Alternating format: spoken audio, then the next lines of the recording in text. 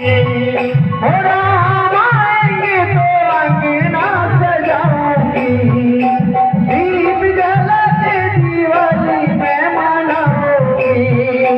प्यार से बोलिए श्याम रामचंद्र की।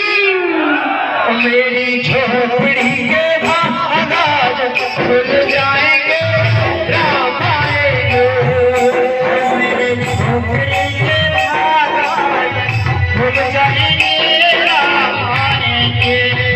राम आएंगे तो अंगना सजाऊंगी, दीप जलाते दिवाली मैं मनाऊंगी।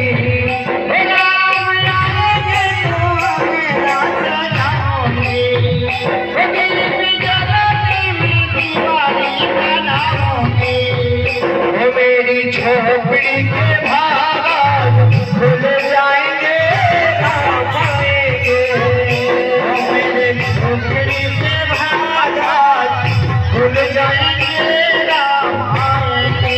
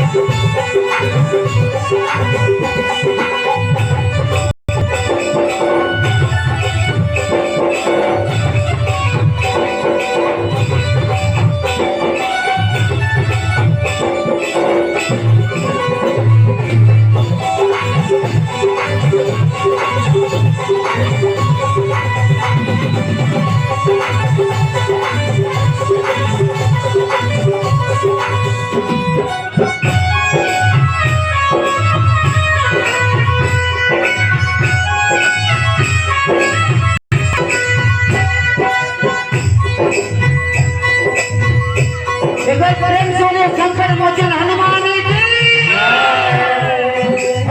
मुखे में राम नाम, राम सेवा हाथी में, तू बोला नहीं प्यारे राम तेरे साथ में, राम तेरे साथ में। मुख में हो राम नाम, राम सेवा हाथी में, तू बोला नहीं प्यारे राम तेरे साथ में, राम तेरे साथ में। का विधान जन